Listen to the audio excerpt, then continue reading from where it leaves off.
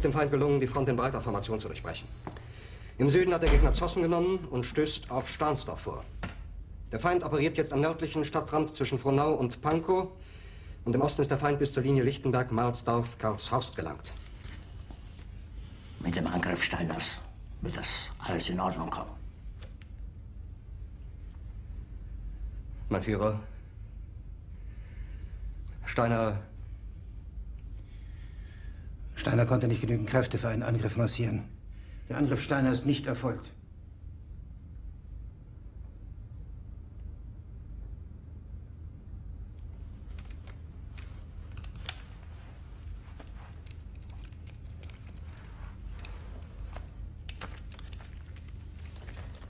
Es bleiben im Raum Keitel, Jodl, Krebs und Burgdorf.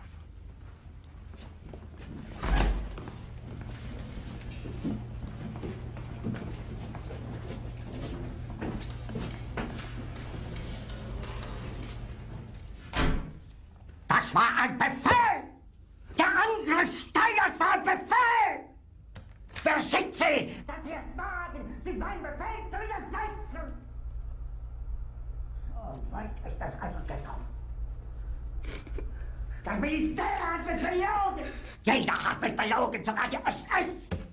Die gesamte Generalität ist nichts weiter als ein Haufen niederträchtiger, treuloser Feiglinge! Mein Führer, ich kann nicht zulassen, dass die Soldaten, die für Sie verbringen... Nicht als Feiglinge! Verreiter, Versager! Mein Führer, was Sie da sagen, ist ungeheuerlich! Die Generalität ist das Geschmeiß des deutschen Volkes!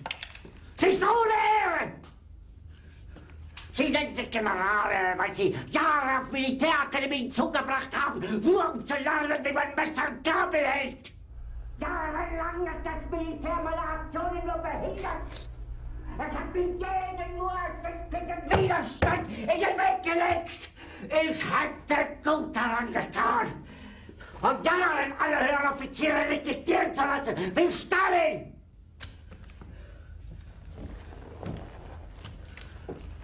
Ich war nie auf einer Akademie. Und doch habe ich allein auf mich gestellt, ganz Europa erobert. Verräter! Von allem Anfang an bin ich so verraten und betrogen worden. Es wurde ein ungeheurer Verrat geübt am deutschen Volke. Aber alle diese Verräter werden bezahlen. Mit ihrem eigenen Blut werden sie bezahlen.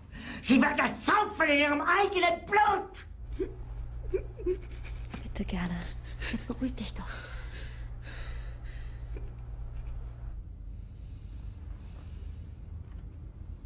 Meine Befehle sind in den Wind gesprochen. Es ist unmöglich, unter diesen Umständen zu führen. Es ist aus.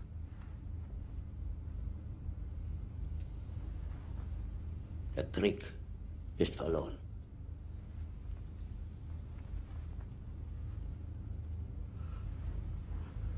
Aber wenn Sie, meine Herren, glauben, dass ich deswegen Berlin verlasse, irren Sie sich gewaltig. Eher jage ich mir eine Kugel durch den Kopf.